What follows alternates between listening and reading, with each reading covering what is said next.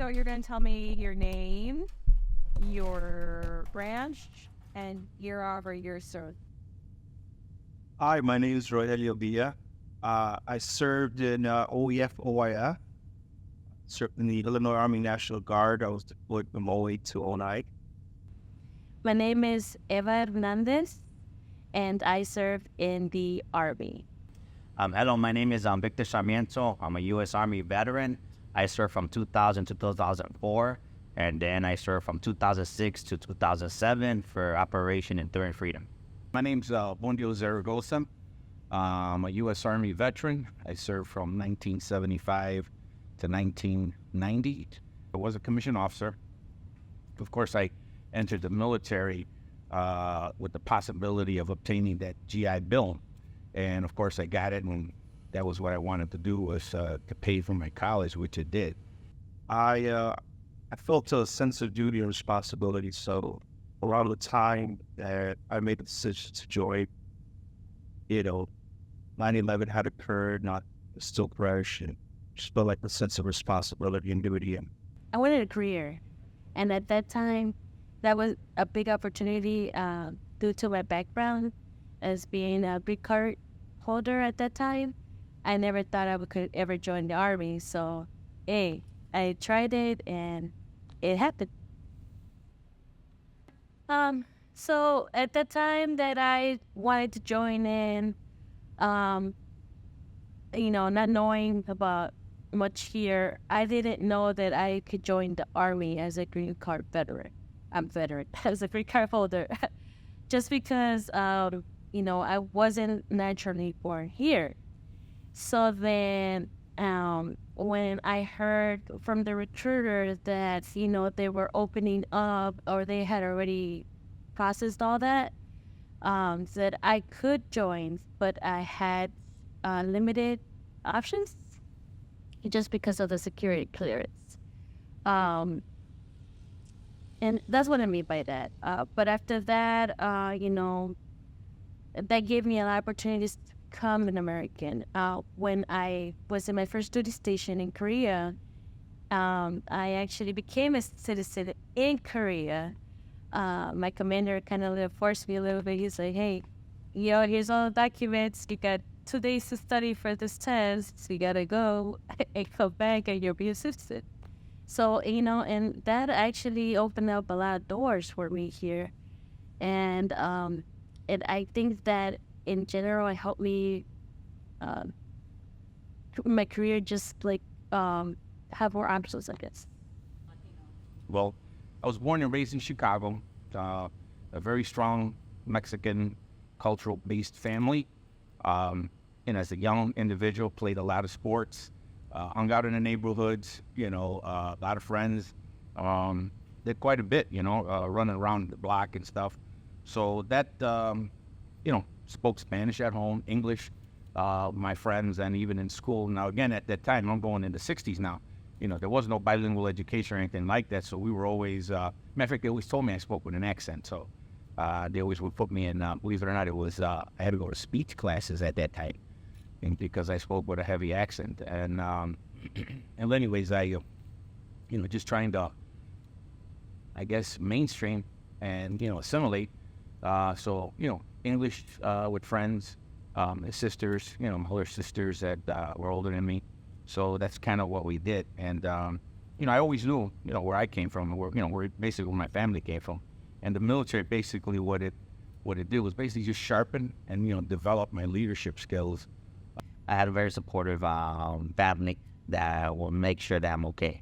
As a kid, I didn't know what I wanted to do with my life, but I always thought being a soldier would have been a great way, so that way I could honor our country. Something that once I do get out of the military, I could follow through with whatever career I may go. But just serving is something honorable. Can you tell me about what it's like to serve as a Latino in the military? Ooh, that one, it's rough. I'm not gonna kid. It's rough because we come from different cultures, and I joined when I was only 19, going on 20. Didn't know nothing about the world, never even set one foot outside of Chicago. So me going into as a Latino, which my Spanish isn't that bad. I thought everybody spoke Spanish, but unfortunately, no. but you meet other people from other actual states and everything that are Hispanic, Latino, wherever. But it's rough. It's a different way of seeing things, you know, and you see different cultures. So yeah, it's just rough. I come from a predominantly Mexican American community, little village, born and raised in a little village. Yeah. And that community is, again, that was my world. I never really ventured outside of the community. Felt that was my home. That was where I felt safe, especially growing up. So I didn't really have much exposure to other populations, other people. So it was a culture shock. When I joined the military, it was a definite culture shock. How did it influence or shape me as a Latino? Well, it definitely brought more pride to be able to represent as a Latino in the military, knowing that I'm a first generation Mexican American.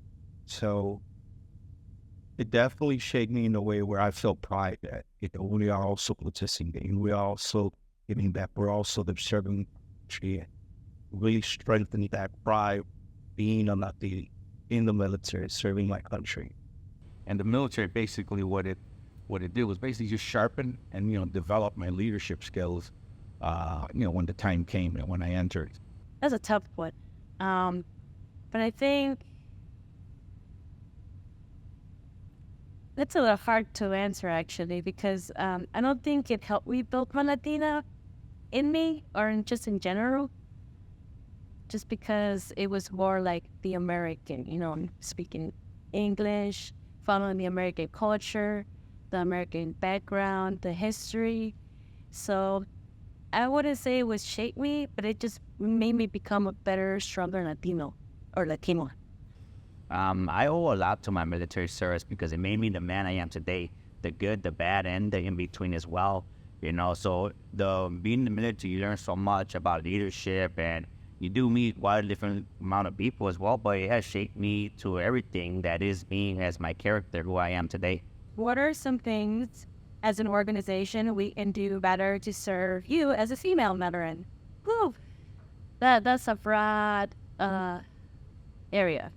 But I think that the VA does need to focus more on female health, mental health. I know they already have it, but I feel like it needs to be focused more in how it affects us as females.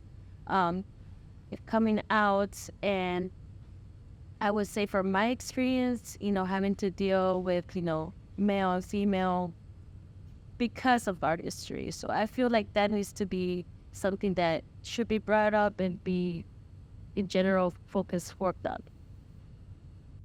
A lot of my family members, like my mom, she can't speak the language, right? And coming back from service, there was, I needed help. I needed help. I was going through some rough time. I couldn't help myself.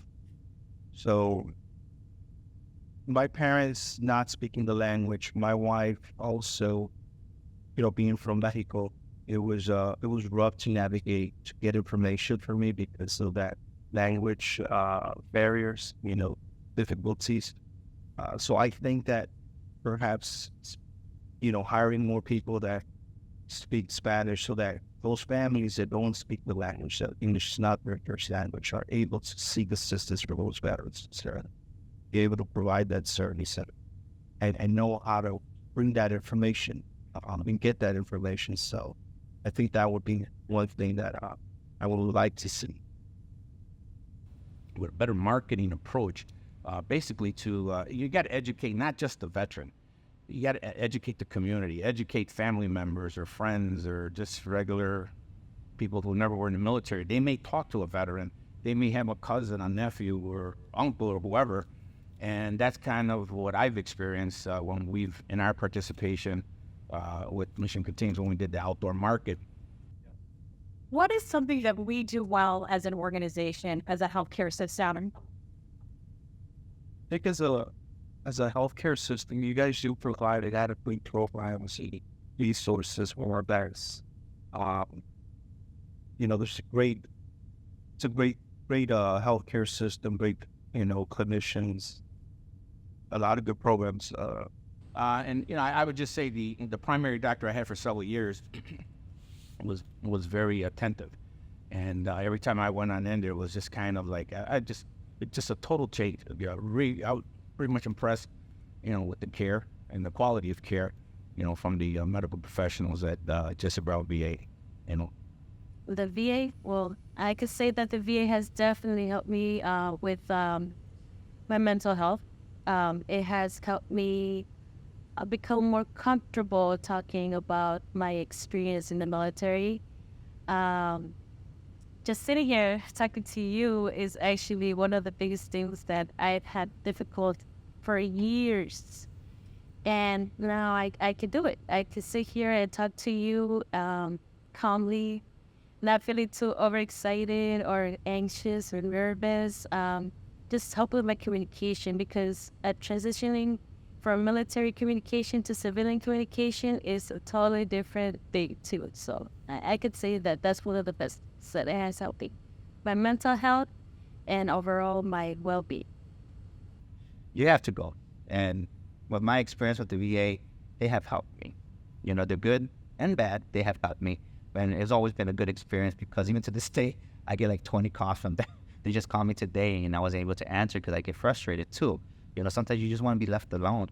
But overall, VA's done a great job. They just had to go ahead and keep doing what they're doing and reach others, and people have to open up as well.